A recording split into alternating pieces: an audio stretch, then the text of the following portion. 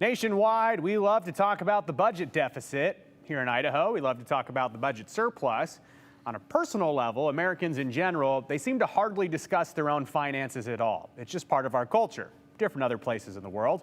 Perhaps in the United States, though, partly due to the amount of debt some people are in, they don't want to talk about it, specifically student loan debt.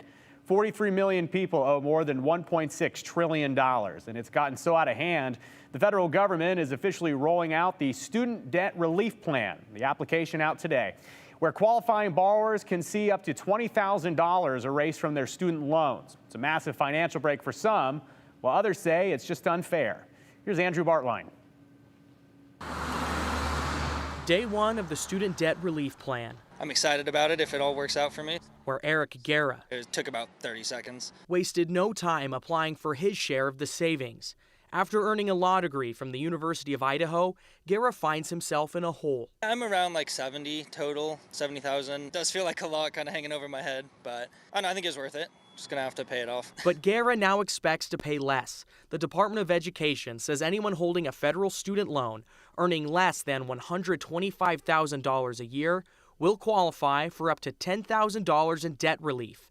Pell Grant recipients can receive up to $20,000. Take a little weight off my shoulders in terms of owing that much money back to the government. For Guerra, this isn't life-changing. But any little help counts. But others are counting on big help, like Andre Womack. And I have $40,000 in student loans. Womack expects he and his wife to each receive the maximum relief. It was a moment of a joy in our home for sure. My wife and I are both in the same boat, both with about the same amount of student loan debt. And so, we're a household that would get about $40,000 off, which is significant. It's half of our student loans. It provides the extra financial freedom today so Womack and his wife can thrive tomorrow. Well, for one, our $400 a month monthly payment in student loans basically goes down in half. We just recently bought a home here in Boise. Now we can take some of that extra money and capital and put it back into renovating our home and in doing improvements or potentially finding other capital projects to put our money and equity into. But is that fair?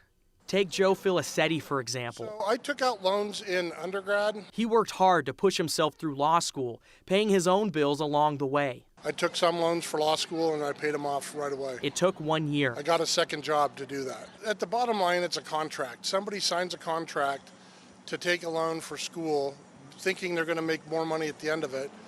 Whether or not that's a good decision for them or not, they made that contract. They should stick to that contract.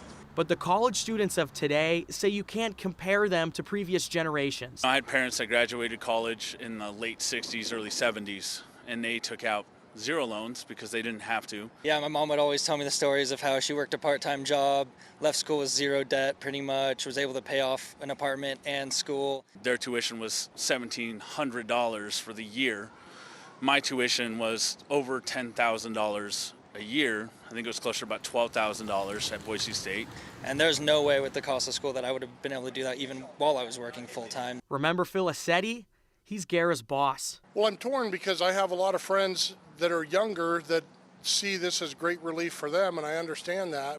Filicetti also understands they both went to law school at the University of Idaho, but Filicetti paid $300 a semester in 1987. Guerra just paid $7,000 while on scholarship. Full tuition would have been $12,000, making it hard to draw a line between what's fair and what isn't. I was willing to take on that debt, willing to pay it back completely if needed. And current borrowers aren't offering any complaints. Why would you pay more in taxes if you can take a break in taxes? I mean, it's the same thing. I mean, so many people are willing to do so much to make sure they don't pay taxes. This is no different. This is just it's a tax break essentially for us. Of the 43 million federal loan borrowers, the federal government expects 40 million to qualify for this one-time debt cancellation. And it's a very unique discussion, Joe, where Filicetti says, maybe going to college isn't the best option. If it's a bad loan, you shouldn't have taken out the loan. Maybe you go to trade school. There are other options people should take. So he's not upset at people who are getting this relief, but he is kind of upset that that contract is now getting violated. What's the point of a loan if we're not going to honor it? It's kind of his position, but people are getting that break. It's a really interesting conversation you'll hear too between kids that are going to college over the last 5-10 years, and then people who went to college decades ago. I mean, just for example, Brian Holmes and I were exchanging notes about what costs for me to go to college, what it costs for him to go to college, And just when you look, you compare it to things like bread and milk, the staples, and you talk about inflation, it seems one thing is not like the other. So it's curious what the conversation surrounding student debt will look like as, people focus on the actual problem. Yeah, and if you calculate for inflation, $300 a semester, what Filicetti paid, I think it should be around like $800, $900 now to go to law school at University of Idaho. If it just kept up with inflation, well, it's far exceeded that. You saw he paid $7,000, full tuition's $12,000. Conversation continues. Andrew Bartline reporting. Thank you so much, Andrew.